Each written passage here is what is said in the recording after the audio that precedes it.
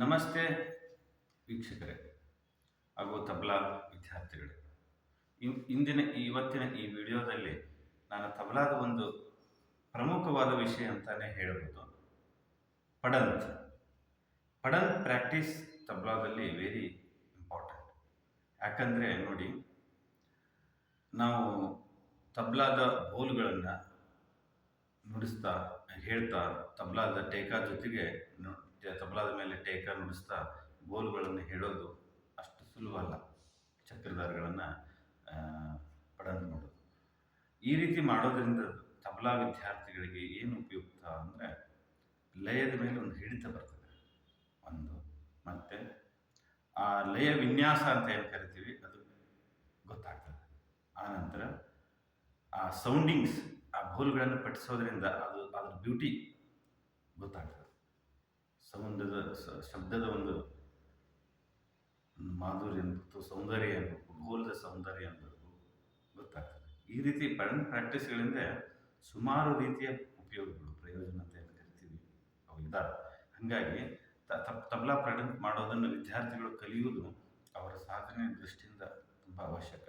ಇದು ತಬಲಾ ಸ್ವತಂತ್ರ ವಾದನದಲ್ಲಿಯೂ ಸಹ ಚಕ್ರಧಾರಗಳನ್ನು ನುಡಿಸಬೇಕಾದ್ರೆ ಪಡಂತ್ ಮಾಡಿ ನುಡಿಸೋದು ಒಂದು ಪ್ರೊಫೆಷನಲ್ ಕ್ವಾಲಿಟಿನ ತೋರಿಸ್ತದೆ.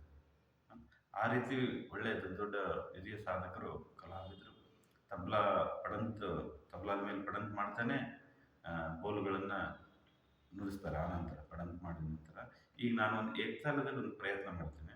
ಒಂದು ಚಕ್ರಧಾರನ ಏಕತಾಲದಲ್ಲಿ ಪಡಂತ್ ಮಾಡಿ ತೋರಿಸ್ತೇನೆ ನೋಡಿ. ಏಕತಾಲ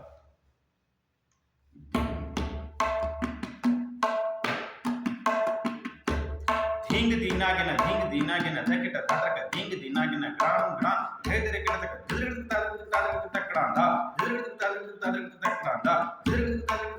ತಕ್ಕಡಾಂದ ಧೀಂಗ್ ದೀನಾಗಿನ ಧಕಿಟ ತಟಕ ಧೀಂಗ್ ದೀನಾಗಿನ ಗ್ರಾಂ ಗ್ರಾಂ ಹೇದರೆ ಕಿಡತಕ ದಿರಗಿಡ ತಾಲೂಕು ತಕ್ಕಡಾಂದ ದಿರಗಿಡ ತಾಲೂಕು ತಕ್ಕಡಾಂದ ಧೀಂಗ್ ದೀನಾಗಿನ ಧಕಿಟ ತಟಕ ಧೀಂಗ್ ದೀನಾಗಿನ ಗ್ರಾಂ ಗ್ರಾಂ ಹೇದರೆ ಕಿಡತಕ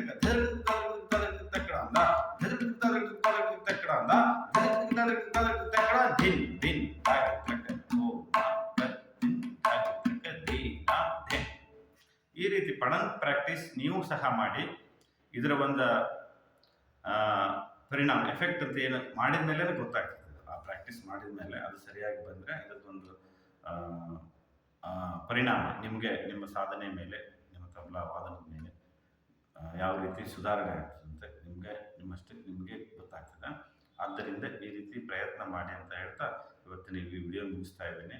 ಈ ರೀತಿ ಮುಂದಿನ ಅನೇಕ ವಿಡಿಯೋಗಳು ಸಹ ತಬಲಾ ಅಧ್ಯಯನಕ್ಕೆ, ತಬಲಾ ಶಿಕ್ಷಣಕ್ಕೆ ಸಂಬಂಧಪಟ್ಟಂತೆ ಬರ್ತವೆ. ಅದನ್ನೆಲ್ಲ ತಾವು ನೋಡಿ ಮತ್ತು ಈ ಚಾನಲ್ ಸಬ್ಸ್ಕ್ರೈಬ್ ಮಾಡಿ ಅಂತ ಹೇಳ್ತಾ ಇವತ್ತಿನ ವಿಡಿಯೋ ಮುಗಿಸ್ತಾ ಇದ್ದೀನಿ. ನಮಸ್ತೆ.